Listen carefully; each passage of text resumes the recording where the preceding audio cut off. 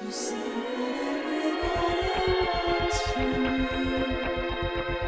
Forgive the kids, for they don't know how to live. Run me out. Welcome to State of Plays. I'm your host, Warren Anderson. And on this episode, I am pleased to be joined by Brian Rock. Brian serves as the artistic director for the Quasimodo Physical Theater in Milwaukee. As well as that title, Brian also acts and directs in the theater's productions. Brian, thank you for being here.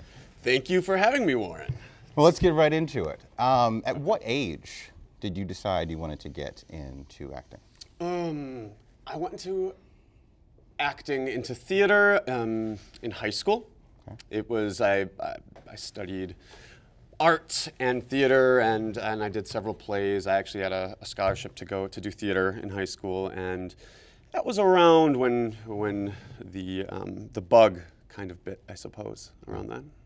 But it wasn't until undergraduate school that I really realized that I wanted to pursue it as a lifelong kind of ambition. Yeah. Tell me about that first acting experience. First acting experience, I was in a play called You Can't Take It With You. Okay.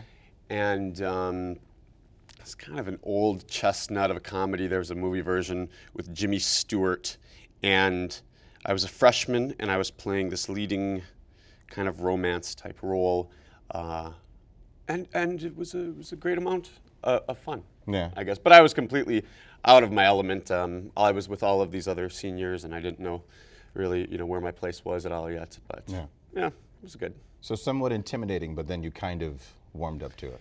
Absolutely, it was one show. Yep. Since then, it's been all downhill. That's not true. So, as an actor, it's always something that I look back and I say to myself, okay, this is where I got started. But from there, what made you fall in love with it? Was it the acting itself? Was it the audience? What made you fall in love with it?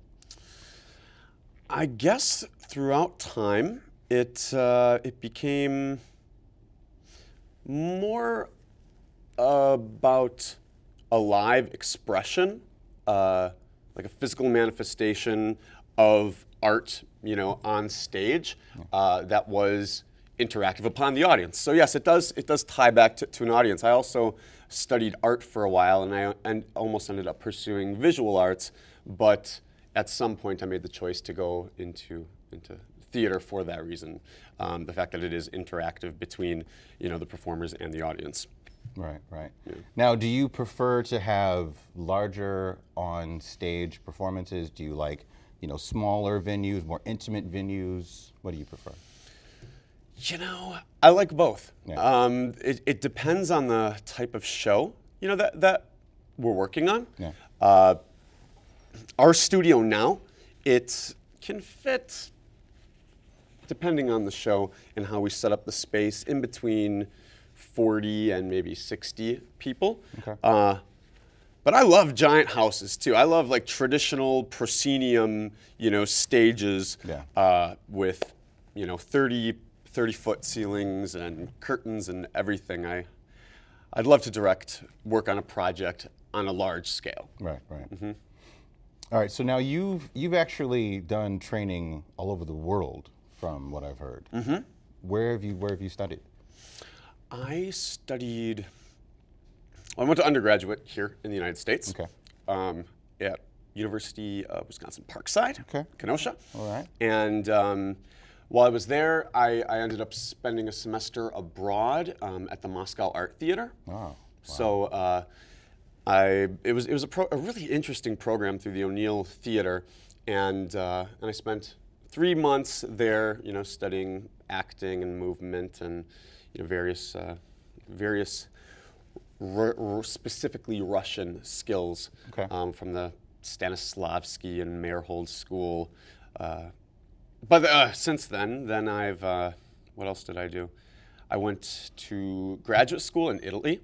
Wow. And at the Accademia dell'Arte in Tuscany, Yeah. which is gorgeous. I can imagine. Absolutely gorgeous. I was there for about 3 years, but it was a very interesting program, and I was part of the inaugural class that had this MFA program that was sponsored through this, accredited through the American University, Mississippi University. Okay. But in any case, I never went to Mississippi, and we were in Tuscany the entire time. But we also spent semesters traveling to other host cities, studying with various schools. So I spent a semester in Berlin, studying like pantomime and modern masks. I spent a semester in a few other Italian towns, Milan, and what was the other one? And Turin, you know where the Shroud of Turin is? I went to circus school there for a semester. Nice. And a few other places. I had time off for about 4 months, and I spent a vacation studying in Bali. Went to this tiny little village town that was known for their performing arts and for their craft work of masks and of shadow puppets. Topeng is the name of the mask dance that they do, Topeng. And the shadow puppetry is wayang kulit. It's very interesting and meticulous puppet work. All right, yeah, it sounds like it's it's something that takes a little bit to get used to doing. Yes, absolutely. And it's just incredible craftsmen. That's awesome. Now, obviously the thing that, really combined all of those experiences was the art. Did you feel that was what kind of drew all of that together for you? Was it difficult to kind of get acclimated to those different countries, or did the art really pull you in? I think the art definitely pulled me in. But then on top of that, it was kind of when I spent the semester in Russia, that's when I realized that I wanted to make travel and experiencing, being a part of different cultures, I wanted to make that a part of my life. And I wanted to make that a part of my constant education. Even now, I'm pretty much done with school unless I would go back at some point, which I don't think I will.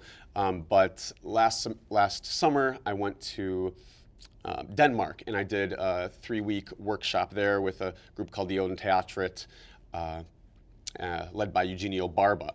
And that wasn't actually long enough for me. I mean, I like really these immersive experiences where you're learning about the theater, the culture that's specific to that region, but that you're able to be immersed in it so that you can kind of try to understand how that stemmed and how that fits into the current culture of that place.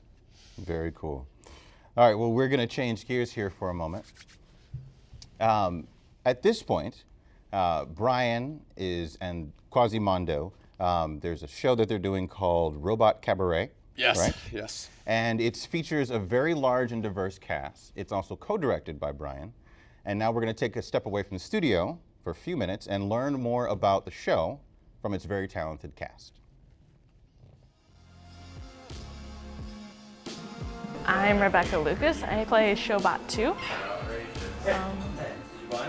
which I will be in one of the hula hoop scenes, and I also play flute.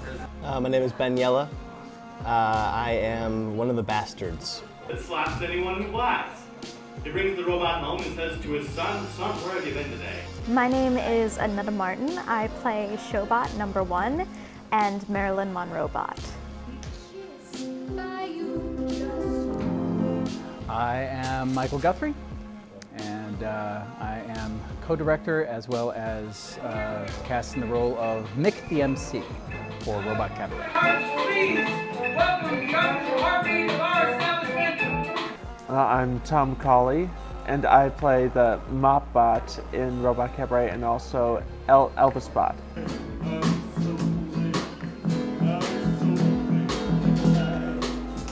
My name is Jessie Miller. I'm the Associate Artistic Director for Quasimodo. I helped found it, and I act in all of the shows. I can't help myself. I play Showbot #3.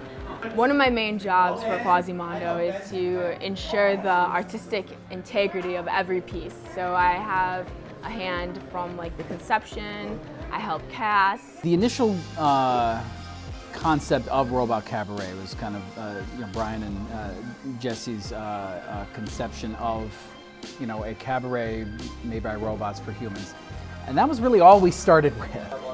As far as concept-wise, we never play it safe.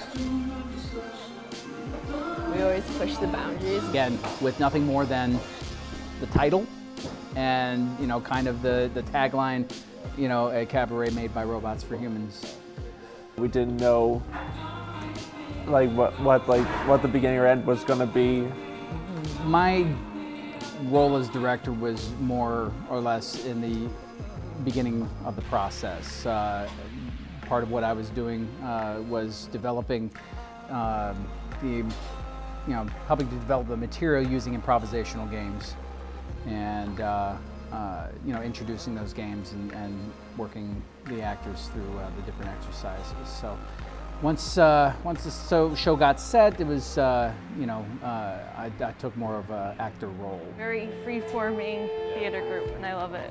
It was anything goes, and it was actually fun trying to figure out, okay, how could we build off of these ideas? And we'd put different actors and different props in all these different situations that we created, and see if something grew out of that, something we all could like.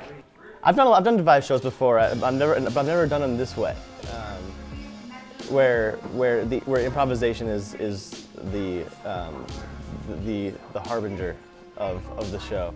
You know, it's what brings it in. So it was really unique, actually.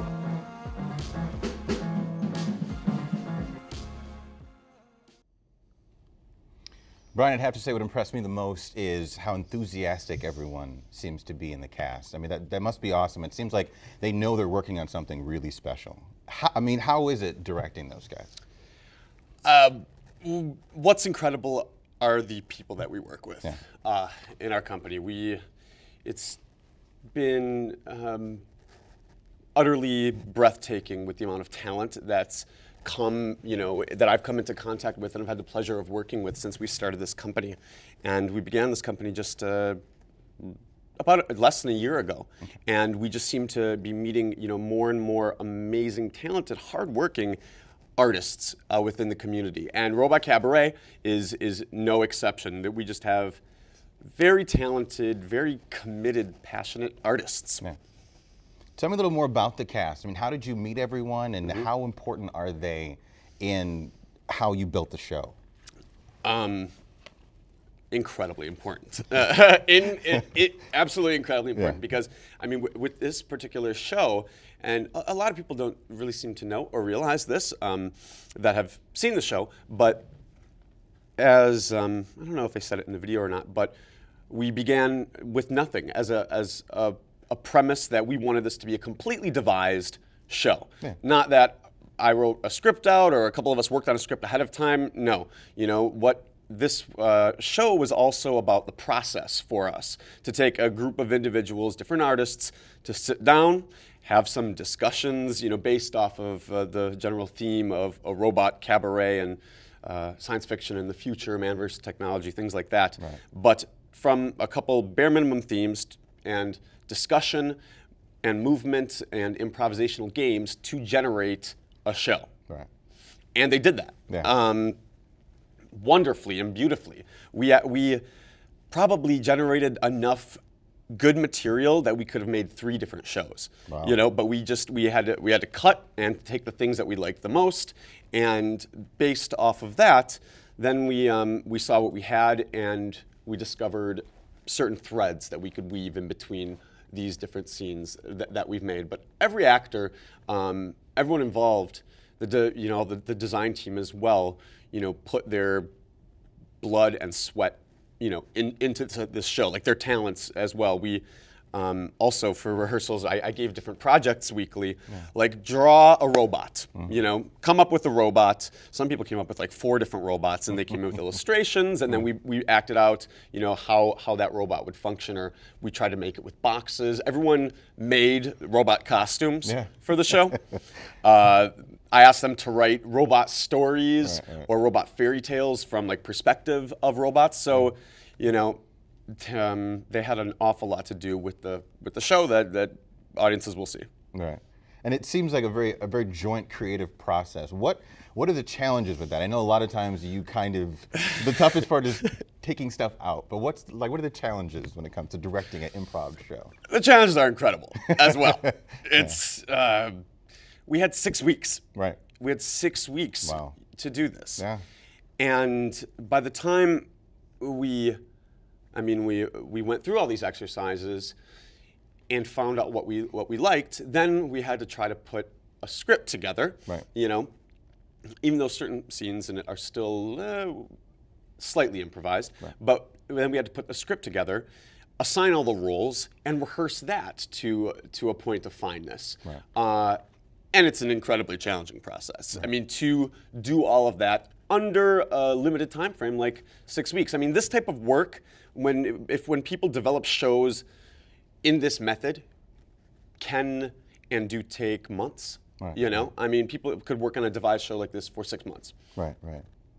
How did you decide the venue?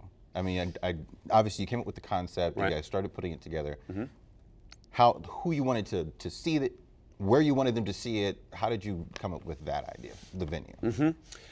You know, originally when we conceived of the idea, I almost wanted the performance to be at a music venue. Okay. It was last summer, and I was kind of fantasizing in my mind, like, wow, wouldn't it be cool to do robot cabaret at the rave, or at, you know, like the Oriental at midnight. And maybe in the future something like that would be possible, but that was definitely not possible for the show. And we ended up, you know, choosing our home studio. Right. It's just where our company's located, and we've done all of the shows this season, our 4 shows there. It's small studio. Like I said, it fits around 40 to 60 people, part of the Milwaukee Fortress in Brewers Hill area, 100A East Pleasant. Awesome. Okay, so as of tonight, March 25th, there's how many shows left? 3. 3 shows left. 3 shows. Okay. How's the show evolved? I'm assuming opening night, you know, is one way. Then, you know, there's the second show. And it's evolved a lot. Yeah. I mean, when we opened the show, we had a couple dress rehearsals. But like I said, because of the 6-week process, we were still kind of learning some of our lines and tying everything together so that it became fluid, and there was just still work to be done on it. Right. And now the dots are connected a lot more. Yeah. And we had a couple brush-up rehearsals. We added in just a few bits of dialogue and voiceovers here and there to convey more of the story that we wanted to tell. But yeah, I mean, we continued, I feel, to workshop it a bit, and now it's at a really fantastic point. That is awesome. That's always nice to see. All right, well, something I think all theater fans can agree on is how special going to a live performance can be. At the Quasimodo Theater, they are working to provide, a totally unique experience. Let's listen to the actors discuss what makes Quasimodo physical theater stand out. We're theater makers instead of necessarily theater practitioners. All that theater is a set of experiences given to an audience in a time frame. And that's your definition of theater. You can do anything that you want with it. I think that's more exciting to try to do something different than just be like, I'm gonna do a play, you know, because that's just one kind of theater, you know?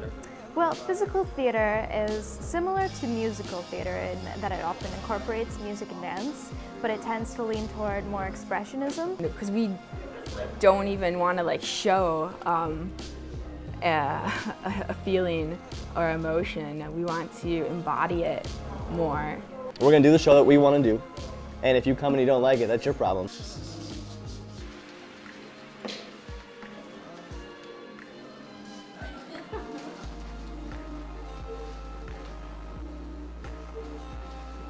We're still having a hell of a lot of fun doing it, and that's not going to deter us in the future. What we're doing here is completely unique to anything I've seen anywhere else, and I think once people realize it's out there, more people will come. I want all people to come, as every theater does, I think, maybe, but I really want to tap into the college age kids and the young adults, because our generation thinks that theater is boring. Like, when I go to see shows, a lot of times I look around and I see anyone who's my age is just another theater person. But I want it to be entertaining for all ages.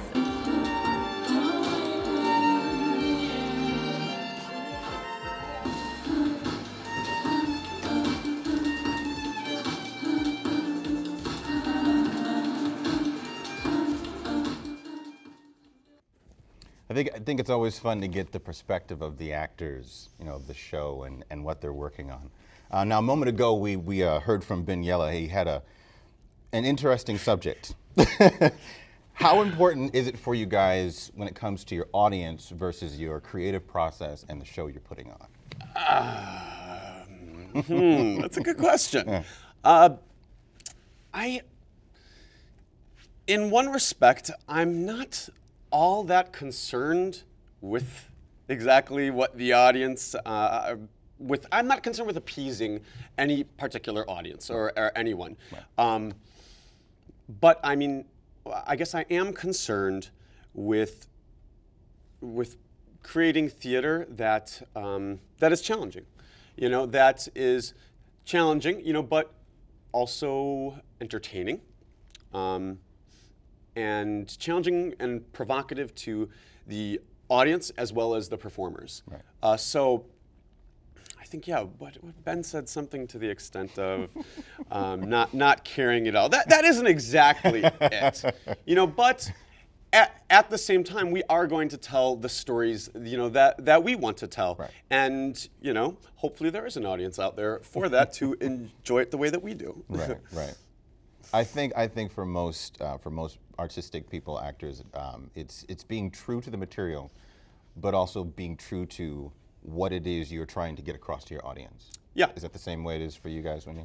Absolutely. Yeah. And one of the things in developing this show that I constantly kind of kept a pulse on was not going into cliche territory. Right. Because a lot of robot discussion, and it was so easy to fall onto robot cliche. Right. There's evil robots, there's, robots and humans hating each other, and it's rife with cliches. Yeah. And so it was always like, well, that's in cliche territory. That's not interesting. Right. I'm not interested in telling stories that people have told before, really, and I'm not interested in cliche. Right, right.